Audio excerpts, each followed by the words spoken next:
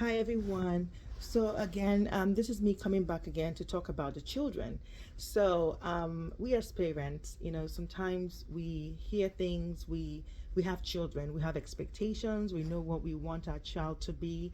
We have plans for them. We know what we didn't do. We know we want to correct it in them.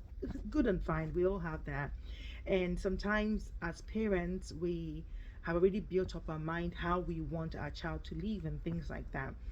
But there is something that we do as parents, and there's some things that we should know where our job starts and stops, and where the Holy Spirit takes over, where it's the Holy Spirit that will direct them.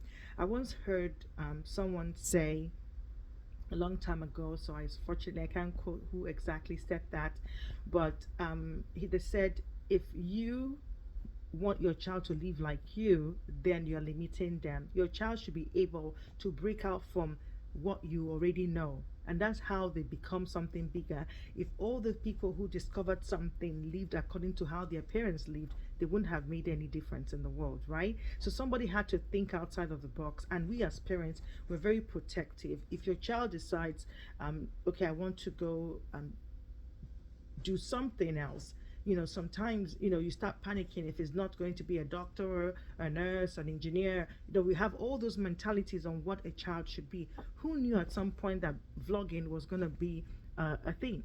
Who knew that at some point gaming could be a thing? Who knew that at some point certain things that are making money would be, that are giving people a good life, not just the money aspect, but they're giving people satisfaction and they're able to make a difference in the world? Who knew that some of these new things, new technologies, new things coming up, that it will be a thing at some point?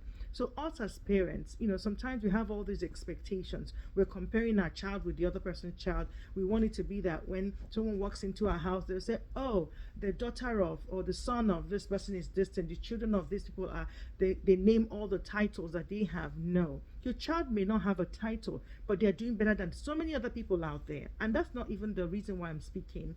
I'm saying this because we need to know and control what worries us, what we allow to bother us. Sometimes we're out there worrying about a child or some children that we have, and because we think they're not fitting into the description that we have created in our head, not knowing that that child is charting their course. Sometimes the Holy Spirit will have to break you to redirect, to let your child be redirected to where he wants that child to be. So we are here thinking, okay, well, our child is supposed to be an accountant or something or whatever it is, and then the next day the child wants to do something else, and you are out there screaming and shouting. I'm not saying as parents you can't guide. You can, guide them in the right direction, what you your own know that is the right direction. However, you still have to allow for the finger of God, because there's something about God that makes a difference. So beyond what you think you know, there's something that God is the all knowing, and He knows what will happen in the future. Your child may decide. I remember growing up, and my dad said, again, they would say it's because I'm the last child, so he was probably tired by the time it got to me. But I remember him saying, Gechi, I don't care what you want to be. If you want to be and he said that, he said, if you want to be a dustbin packer, and he used the word dustbin packer, that means a trash person, go and study trash taking out, trash collection.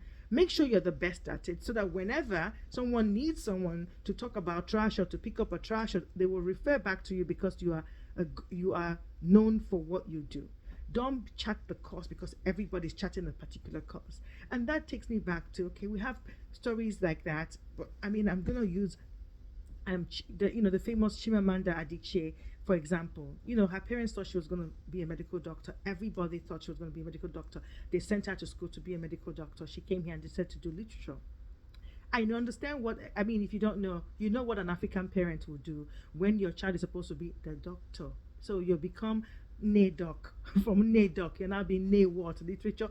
Like, it's almost like you failed your parents. But guess what? Do you know how many Nigerians? Do you know many Africans? Do you know how many doctors that we have in the country?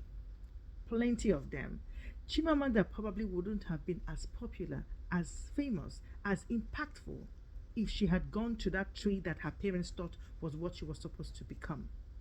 But look at where she chose what her God given. Like, I would say that, she knew The Holy Spirit knew what she was good at. She knew what she was good at, and she went for it. And look at where she is now. We talk about the impact and what she has contributed to, this generation that will outlive her. So you understand what I'm saying? So sometimes it's not about what you think or how you think that people are singing it or what people are doing out there. It's about allowing the finger of God, allowing God. There's something different when a child doesn't know what they want to do. There's something different when a child is being carried away by environment. Of course, you step in and you know what to do. But when a child, it knows what they want to do and they're able to tell you, I mean, they should be able to speak to that, what they want to do. And you will be convinced that, there's a passion here and they have a plan for the future.